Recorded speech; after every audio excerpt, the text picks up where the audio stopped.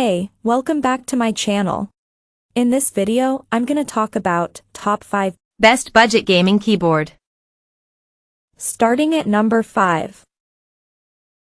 Logitech K845. Logitech's K845 replaces our previous budget productivity pick, the K840. It costs about $10 more, but adds white backlighting to the keys, which you can configure in one of 5 patterns, and adjust to 3 levels of brightness, plus off. For a street price of $59.99, you get a full-sized mechanical layout with an aluminum top plate and your choice of red, linear, blue, clicky tactile, or brown, tactile, switches made by TTC. For $20 more, you can opt for one of the 845CH models, which use cherry switches, red or blue. The company sent us an 845 with TTC blue switches, and we found them a satisfying substitute over the Cherry MX blue switches in our DOS keyboard daily driver. The Logitech K845 also sports an aluminum top plate that both looks good and delivers a more premium feel than you might expect from a keyboard in this price range. That said, if you're used to pricier keyboards with lots of heft, the 1.72-pound weight and plastic shell don't exactly scream high-quality keyboard. Still, the switches are rated to 50 million clicks, and the molded keycaps mean you don't have to worry about the labels fading, though we're not a huge fan of the chunky font. There are no dedicated macro or media keys, included software, or detachable cable. And the white backlight isn't as snazzy as RGB. But we also wouldn't expect all that in this price range. The flip-up plastic feet at the back do feel a bit more substantial and durable, though, than many other keyboards we've tested with higher price points. If you're after a simple, no-fuss entry-level mechanical clacker for productivity purposes, and perhaps some occasional gaming, the Logitech K845 is a great option, especially if you see it on sale for below its $59.99 MSRP. Coming at number 4. Havit KB487L.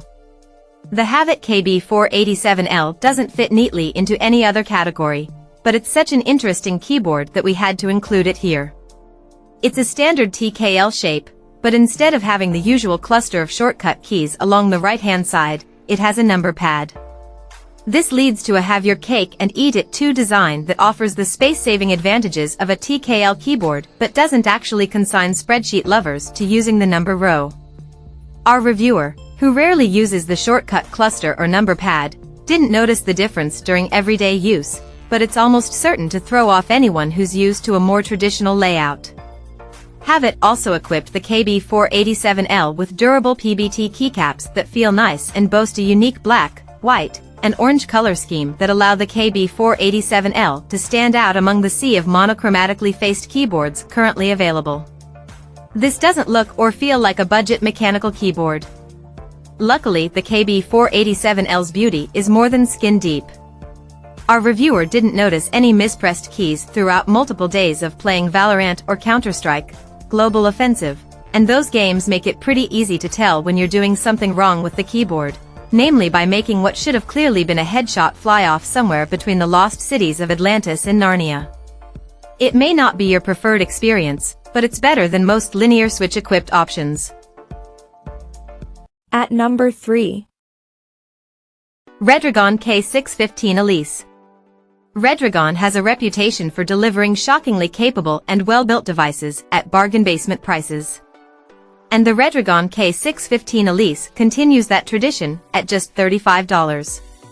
The K615 is a compact wired mechanical gaming keyboard with RGB lighting, low-profile tactile blue switches, and a solid feel that's aided by a metal band that runs around the entire edge of the device. Redragon even throws in a removable USB-C cable and flip-up feet to lift the back of the keyboard up for a better typing/gaming angle.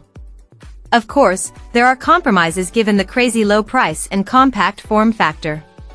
K615 doesn't come with software, so you'll mostly have to live with the 18 lighting presets, although you can record a custom light show via a complex dance of key combos. The limitation of just 61 keys means that many common characters and functions, like the arrow keys, get relegated to secondary FN functions. But that's a limitation of the space-saving 60% form factor, not a fault of this particular keyboard. Also on the negative side, Redragon seems to only sell the K615 with clicky blue switches, rather than the red/linear type that most people prefer for gaming. That said, as these are low-profile switches with shorter travel, that may be less of an issue. And amazingly, again, given the price, the low-profile switches can be swapped in for something else. 4 spare switches and a key and switch puller are also included in the box. Just know that the switches are Otomu style, with their pins closer together than most others. None of the many low-profile switches we had on hand would fit. So if you do want to replace the blue switches here, you may have to get replacements from somewhere like AliExpress. Number 2 of my list. Aukey KMG14.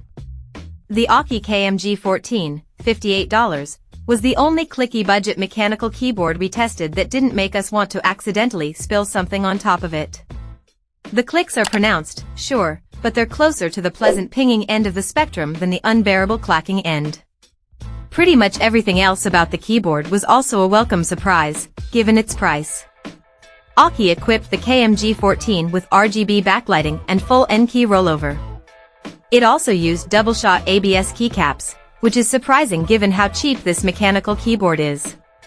Still, the KMG14 comes with a keycap puller to make it easier to swap out the keycaps with something a little snazzier, which was a nice touch and something we wish some other manufacturers had thought to include with their more unfortunate-looking keycaps.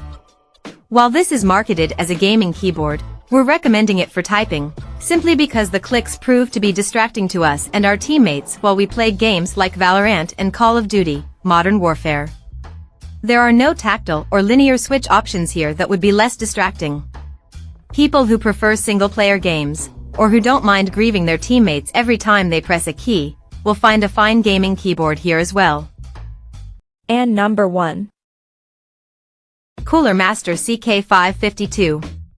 The Cooler Master CK552 is the best budget mechanical keyboard for most users.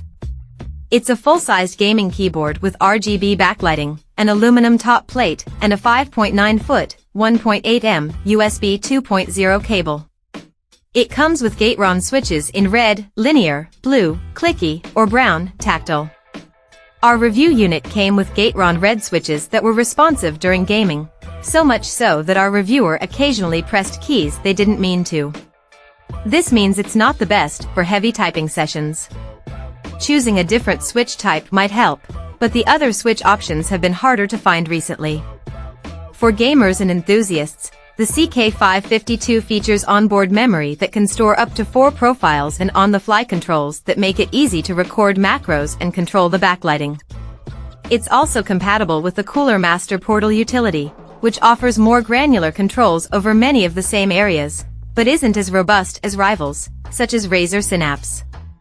Still, this dual approach should appeal to people who don't like to install a bunch of software and those who want greater control over their peripherals. Check out this video description for latest price and more informations. Thank you for watching this video. Please subscribe and stay tuned.